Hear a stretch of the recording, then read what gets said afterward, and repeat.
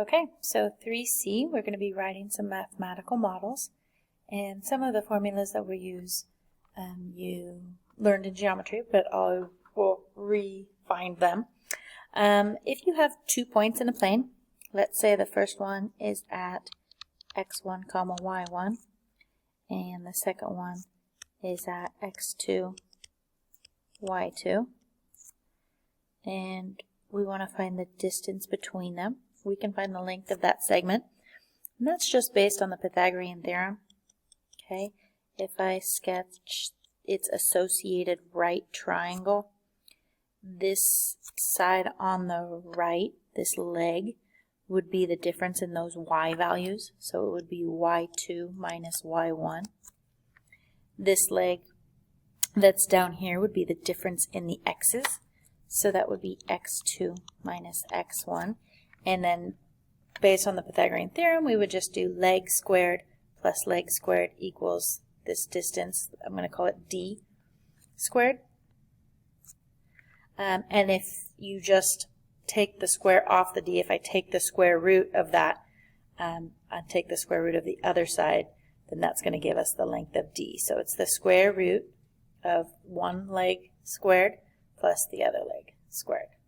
That's where the distance formula comes from. Okay. The other one that you probably saw a lot is the midpoint formula, and that's just basically the average of the x's and the average of the y's will give you the point that's right in the middle, the midpoint. Call it point M. All right. So we are going to let point P be x comma y is just some point on the graph of y equals x squared minus 2. Okay, I know what this is. That's a parabola, standard shape, and it's been shifted down 2. So I'm just going to sketch that. Nothing fancy. Looks something like this. And point P is somewhere on that parabola. Okay, so express the distance d from P to the origin as a function of x. So here's my origin, and the distance between those 2 points is going to be called d. Now, first thing I need is point P written just in terms of x, because I want to do this whole thing in terms of x. So the x-coordinate is just x, but the y-coordinate is based on this function. So it's going to be x squared minus 2. Okay, those are going to be the coordinates of P wherever it is based on the x value. So if I want to find the distance from that point to the origin, it's going to be the square root. And of course the origin is it's 0, 0. So d is going to be the square root of x minus x squared plus y minus y. And now my pen stops working. Plus y minus y squared. And I'm going to go ahead and simplify that. So this is just going to be the square root of x squared. And this is x squared minus 2 squared. Let me just get rid of that minus 0. So that's going to be plus x to the 4th minus 2 times x squared times 2. That's the pattern for squaring a binomial. So this would be minus 4x squared. And then times this thing squared would be plus 4. And if I combine like terms, this will be x to the 4th minus 3x squared plus 4. The square of a binomial pattern that I just mentioned is if you have, let's use a and b, let's use something that's not even the same. A plus b quantity squared, the pattern for that is a squared plus 2ab plus b squared. So it just gives you a quick way to FOIL that out. So that's why that was 2 times x times 2.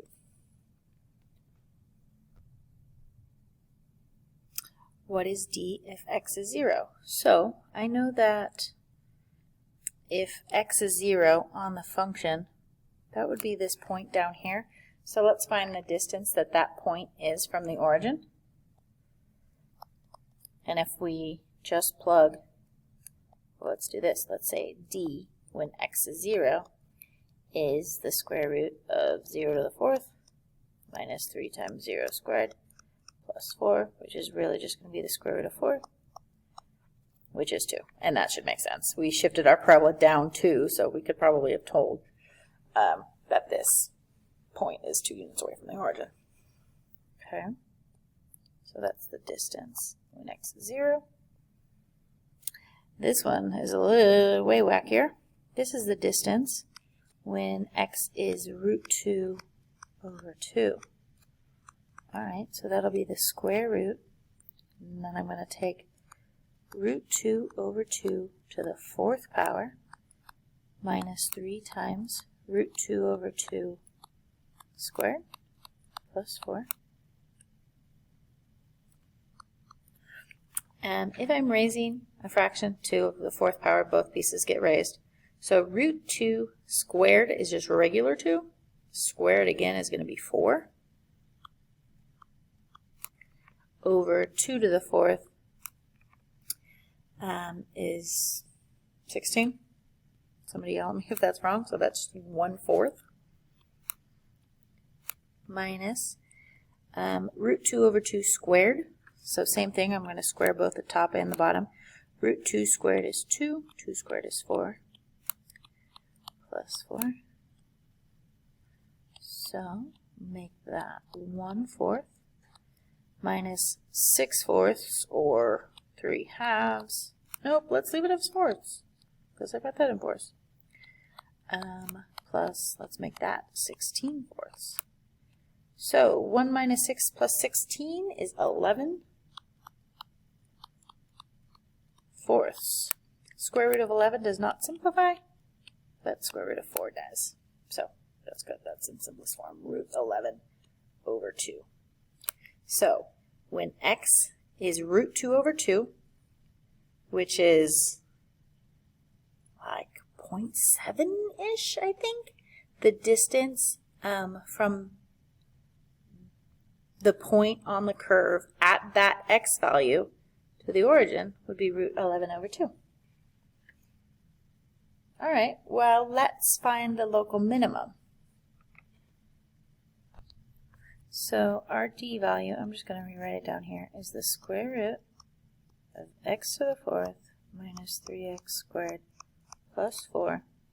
And I'm going to find the minimum of that function. So let's put this into the y equals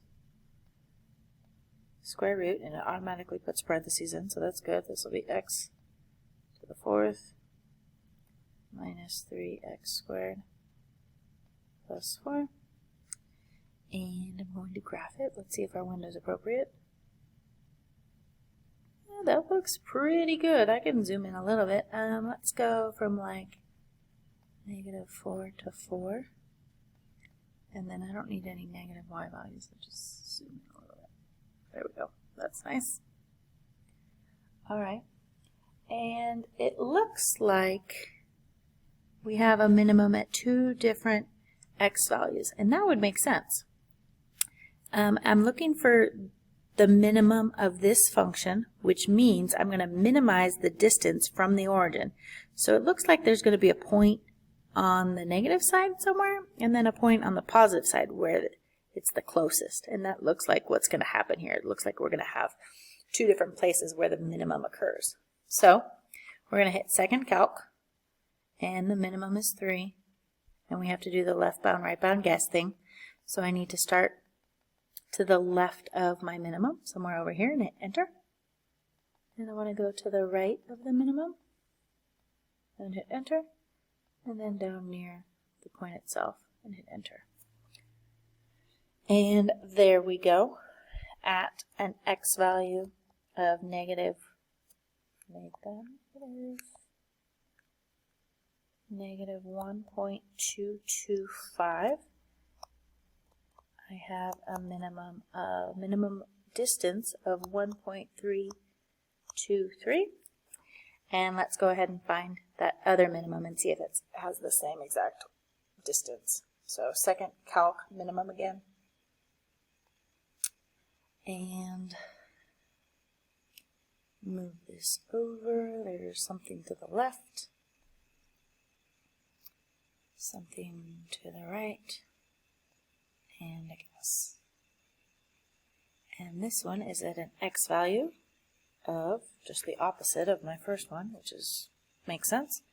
So positive 1.225, and we have the same minimum. So that is our minimum value. We only have one minimum value, but it occurs in two places. It occurs at both of these x values. From -4 to 4 and up to a y value of 10. And it looks something like this. Oh, that's fabulous. Alright. So, here's another one. A rectangle has one corner in quadrant 1 on the graph of this parabola, another at the origin, a third on the positive x-axis, and a fourth on the positive y-axis. So, what the heck is this thing? It's a parabola that opens down, okay, and it's been shifted up 36 points.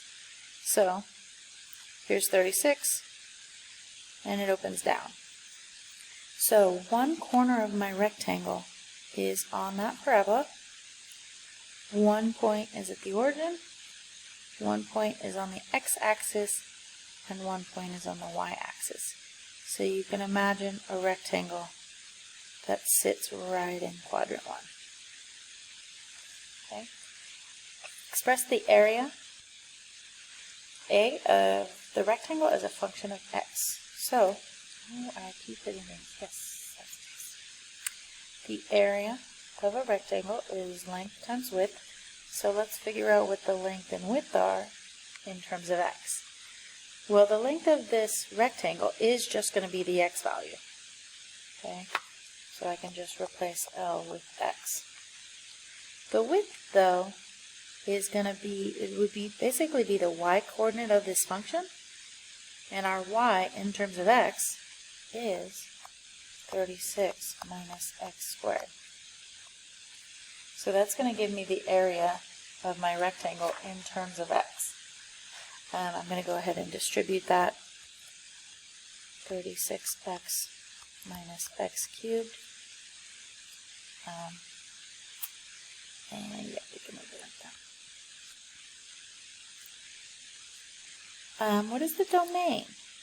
Alright, well, this function hits the x-axis at some point because it's a parabola that opens down and it's been shifted up. It will hit the x-axis. So that's going to be my maximum x value. I can't have an x value that would go out past that. Okay, it wouldn't be on the parabola in the first quadrant anymore, but it could go from 0. My x value could go anywhere from 0 to whatever this point is, whatever this x-intercept of the function is. So that's what I'm going to go ahead and find.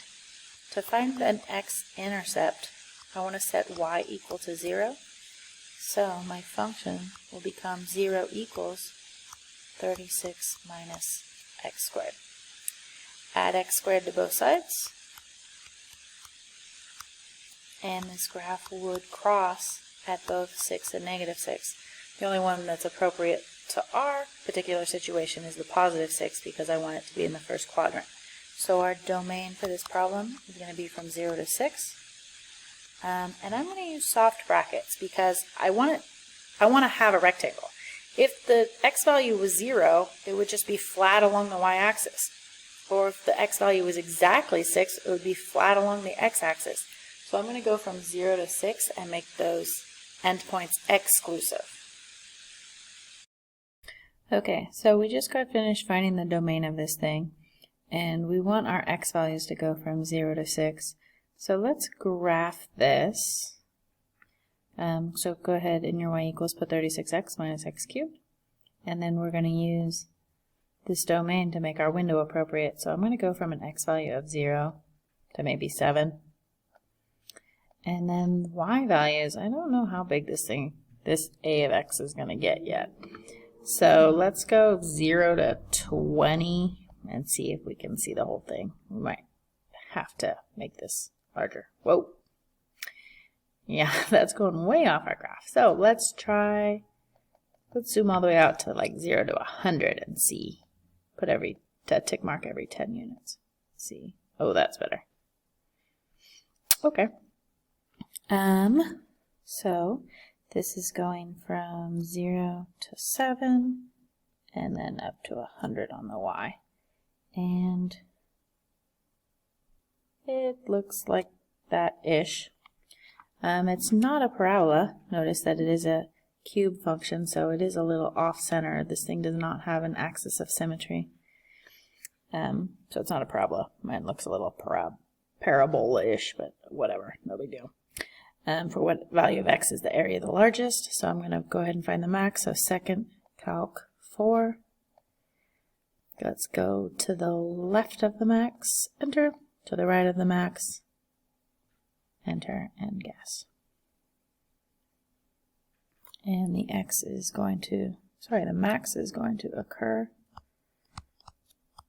at an x value of 3.464, and the max area is going to be 83.138. But this is what they're actually looking for, is where does the maximum occur. Okay. So this idea that you're finding a max or a minimum value is called optimization, and another thing that you want to optimize is often money. So here's a revenue equation. Revenue equals x times p, where x is the number of units. Let's say you're selling something, and p is the price at which you are selling it. Okay, and if you increase the price, you're not going to sell as many. Or if you want to increase how many you sell, maybe you lower the price. But as one increases, the other decreases. And then the demand equation will give the relationship between x and p. So here's a demand equation for something that you're selling. So depending on how many you want to sell, this is what you should price it at. Find a model that represents the revenue as a function of x. So the revenue, we just said, is just x times p. And in this case, our p is equal to the negative 1/3 x plus 100. Go ahead and distribute that x. Negative 1/3 x squared plus 100x. What is the domain of R? So, we know that we don't want to pay people to take our product, so and we're not going to give it away for free, so I know that I want the price of this thing to be greater than 0. Okay, so if I take my price, the negative 1/3 x plus 100, and set it greater than 0, then I can solve this for x, and that'll tell me my domain, my range of x values that I'm going to have. So if I add 1/3 to both sides, so this will be 100 greater than positive 1/3 x. So if I multiply both sides by 3, x is going to be less than 300. So I know I want to make more than 0 items, but because I want to make money, because I want my price of my product to be at least 0, that means that I don't want to make more than 300 items. I want to keep it below 300. So my domain of the revenue, the x values, is going to go from 0 to 300. What is the revenue if 100 units are sold? So basically I'm just plugging 100 into that revenue equation. So negative 1/3 times 100 squared plus 100 times 100. So that's going to be 100 squared. This is going to be negative, is 10,000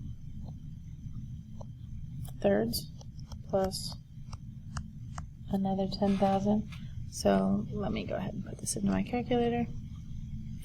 So negative 10,000 1/3 plus 10,000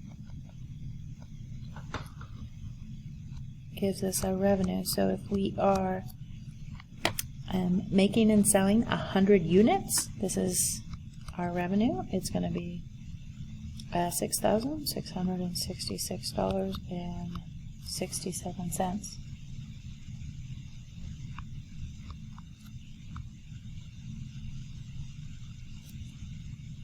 What quantity X maximizes revenue, and what is that maximum revenue? So we're going to go ahead and look at the graph. Oh, should have put a box in here for you to sketch.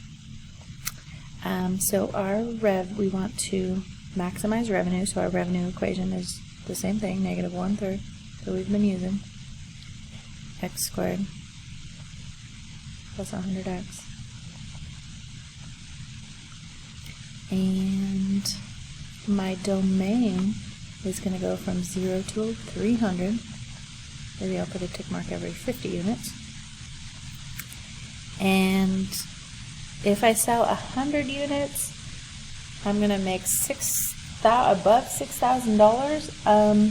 So I'm going to assume my max is more than that. Maybe I'm going to go up to 10,000. And put tick marks every 1,000.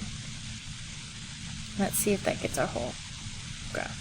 Oh yeah, good. So we get the max in there, and then it comes down. So this goes from x equals 0 to 300.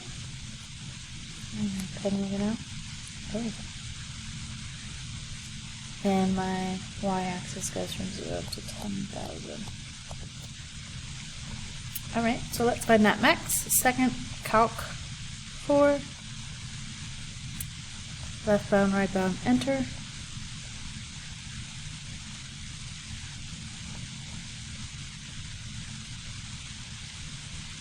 And there's our max. So our maximum revenue is $7,500, and that's going to occur at an X value of, and that's going to round to 150.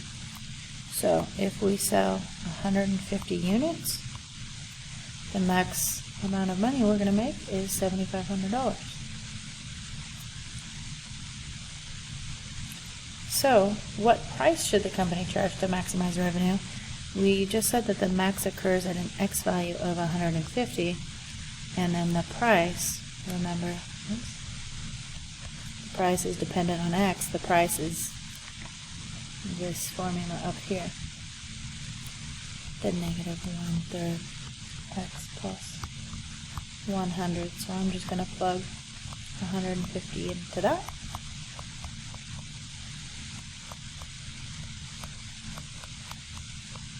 Negative 1/3 of 150 is negative 50, plus 100 would give us a price of $50. So, to optimize this situation, we want to sell 150 units at $50 a piece, and that will make us $7,500.